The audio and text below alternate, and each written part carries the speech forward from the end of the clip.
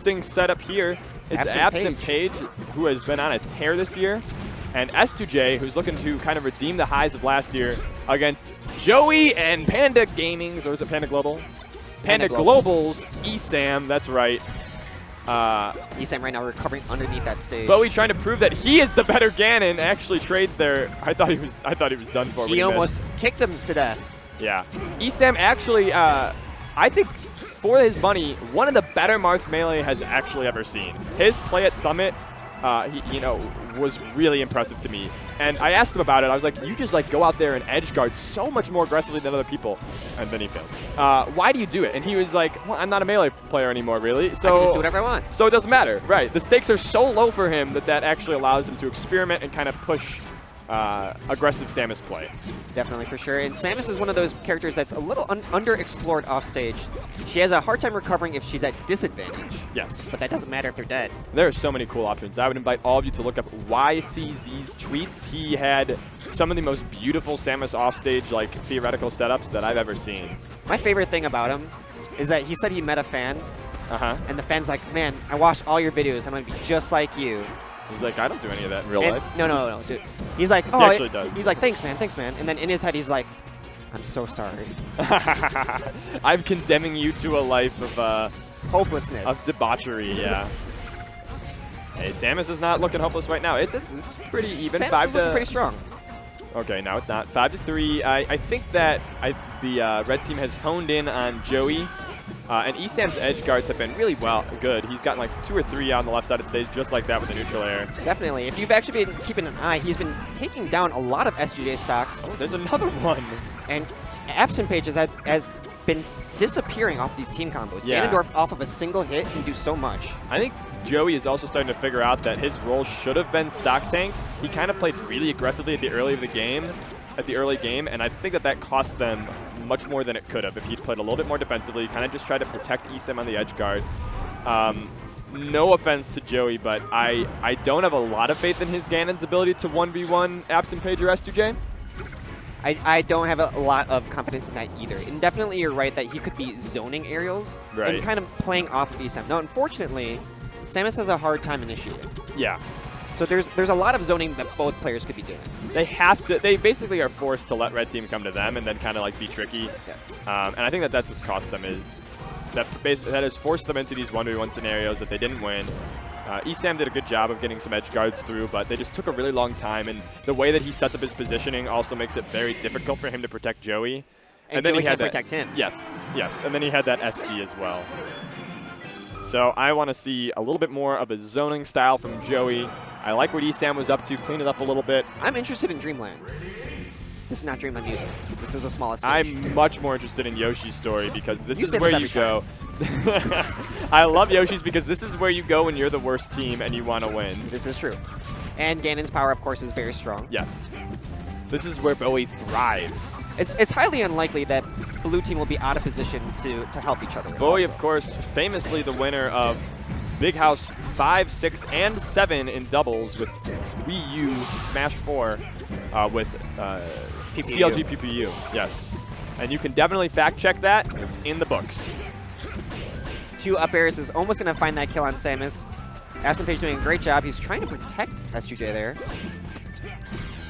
A nice job from Bowie guarding the spot. Yeah, this is looking a little bit better. It's also looking better from Red Team, though. They're not making the same mistakes that they did in Game 1 of kind of just letting ESAM run all over them. So even though Blue Team has cleaned up their game, there is still this gap that it's incredibly difficult for them to overcome. Certainly. And S2J has not been being edge guarded aggressively. He's been doing a great job of staying offensive. Yeah. It's so weird seeing a red S2J. It's not normal. I feel dirty. Ooh, look at how deep ESAM went there, see? And that's the downside is when you live without fear, you know, it can punish you. Yeah, when people say, "Oh, live like there's no tomorrow," it's like, no, don't do that. You're probably gonna live, and you could make some serious life errors living like there's no tomorrow. You go around telling everybody how you really feel about everything. Your consequences. You're in trouble. Isn't there a movie about that where they can't lie?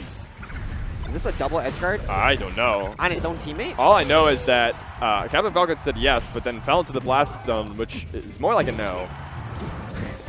He always says yes. And he never knows the peril he's in. He never knows. He's so optimistic. Whoa, that was cool. Stomp into immediate up air, and he had the up air out. He was ready for the stomp just at the beginning of the stomp animation. AbsentPage and S2J. This guy just went up and down so fast. Yeah, that was an elevator combo for sure. The Tower of Terror. Oh my goodness. Finally, reeling it back to a bigger stage. There has been a switch.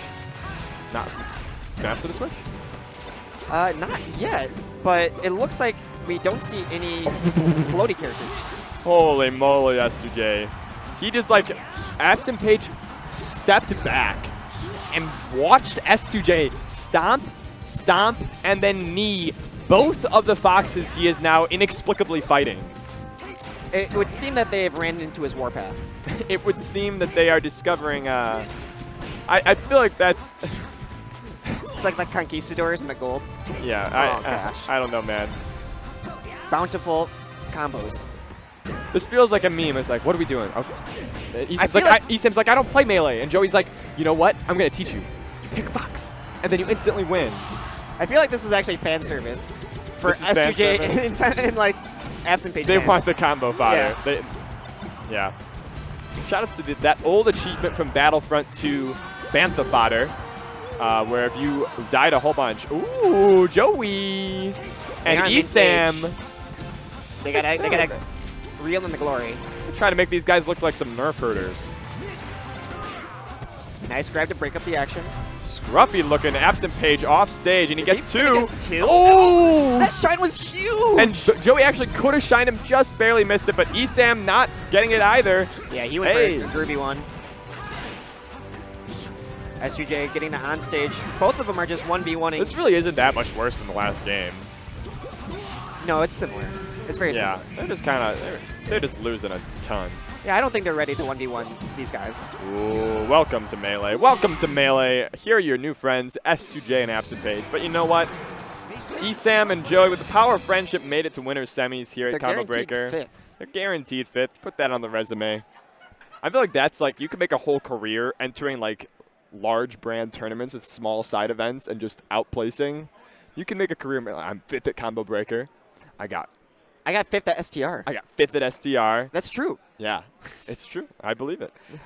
It's true. It certainly is. I've been saying it's true all week at work, and like no one gets it. Towards the end of the week, it's the intonation of it, because just saying it's true could. It's true. It's the confidence. It's just a simple fact. Of course.